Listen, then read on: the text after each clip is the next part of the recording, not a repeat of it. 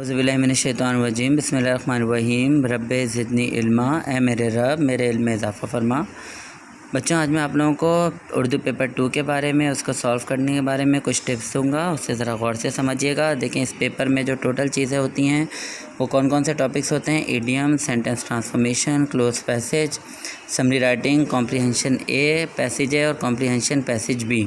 ये टोटल देखें 50 मार्क का पेपर होता है। इडियम्स 5 मार्क्स के, सेंटेंस ट्रांसफॉर्मेशन 5 मार्क्स के, क्लोज पैसेज 5 मार्क का, ये 15 मार्क्स हो गए।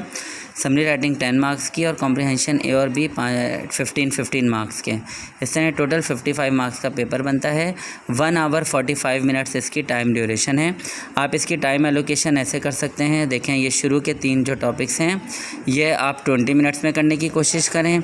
समरी राइटिंग को 25 मिनट्स दें। कॉम्प्रिहेंशन, दोनों कॉम्प्रिहेंशंस को 25 यानी कि 50 मिनट्स टोटल दे दें। इस तरह क्या होगा बच्चों कि आपके पास एक 95 मिनट्स आपके अवेल हो जाएंगे। 10 मिनट्स आपके पास होंगे जो आप इनमें से जो भी आपको ज़्यादा मुश्किल टॉपिक लगता है उसमें आप एक्स्ट्रा टाइम दे सकते हैं। चलें, अब हम आगे बढ़ते हैं। देखें, ये 5 मार्क के जो है एडियम्स आते हैं। हर एडियम के 2 लाइनें जो है गिवन होती है, उसमें आपको मुहावरात के जुमले बनाने हैं और हर मुहावरे के अंदर कोई ना कोई रीज़न शामिल करना है। जैसे राह देखने का मुहावरा क्या हो सकता है: माँ अपने गुमशुदा बेटे की राह कई दिनों से देख रही है। यानी इसका मतलब ये हुआ कि बीच में रीज़न है कि वो गुमशुदा है। अच्छा, इसी तरह ये 5 आपने मुहावरात कर लिए। उसके बाद आप आ जाएँ सेंटेंस ट्रांसफॉर्मेशन में। देखें, ये लिखा हुआ है, नीचे दिए गए जुमलों को फ़ेले माजी से फ़ेले मुस्तक़बिल में तब्दील करें। देखें, यहाँ पर ये एग्जांपल्स गिवन होंगी। सपोज़ ये टेंस का आता है, सपोज़ ये ऑपोजिट्स का आता है, सपोज़ सेंटेंस स्ट्रक्चर में चेंजिंग का आता है। इसमें आपको एग्जाम्पल ये जो ऊपर गिवन है इससे आपकी बहुत ज़्यादा हेल्प हो जाएगी और बासानी आप इसकी मदद से लिख सकते हैं। देखिए, इधर लिखा हुआ है रफ़्तार बहुत तेज़ थी, इधर क्या लिखा हुआ है रफ़्तार बहुत तेज़ होगी। इससे हमें पता चल रहा है कि होगी या होंगे ये लगाना है। अब देखें, नकल करने लगेंगे, नकल करने लगे, नकल करेंगे या नकल करने लगेंगे, ये दोनों चीज़ें हो सकती हैं। ज़्यादा हुई थी, ज़्यादा होंगी। उठा था, उठूँगा। ना आती, नहीं आएगी। इस तरह करके हम जो है इसके चेंज कर सकते हैं। अब आते हैं हम अगले सवाल की तरफ, जो है क्लोज पैसेज। इसमें बच्चों आप देख रहे हैं कि एक इनकम्प्लीट पैसेज गिवन है और नीचे 5 जो है आपको ब्लैंक्स लिखनी है। 15 या 16 वर्ड्स यहाँ पर गिवन होते हैं। एक एक वर्ड आपने पहले आप पूरी पैसेज को पढ़ें, समझें, फिर उसके बाद उसके अकॉर्डिंगली वर्ड्स यहाँ पर पुट करें। उसके बाद दोबारा रीड करके देखें कि कौन सा आपको वर्ड इसमें सही सूटेबल लग रहा है, कौन सा नहीं। एक वर्ड 2 बार रिपीट नहीं होना चाहिए। उसके बाद हम आते हैं समरी राइटिंग की तरफ। इसमें आपने पहले पैसेज को पूरा रीड करना है। पहले पॉइंट्स नहीं देखने, पहले पूरा पैसेज रीड करना है और अंडरस्टैंड करना है कि किस बारे में बात हो रही है। फिर उसके बाद देखें 5 इशारे गिवन हैं।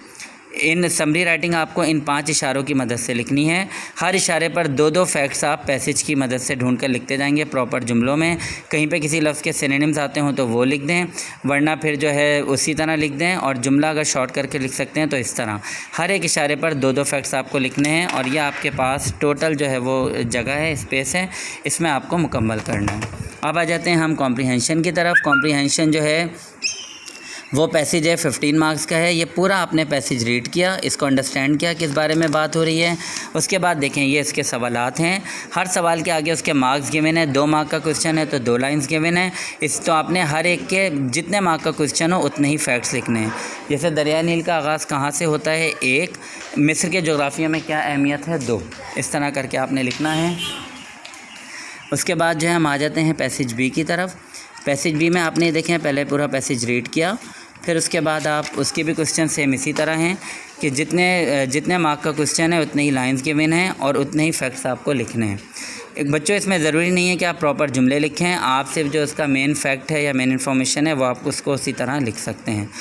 उम्मीद है आपको ये मेरी काविश पसंद आई होगी। इसको दोबारा समझ लीजिएगा, अंडरस्टैंड कर लीजिएगा, ताकि आपका उर्दू पेपर 2 बहुत अच्छे अंदाज में मुकम्मल हो। अल्लाह हाफ़िज़।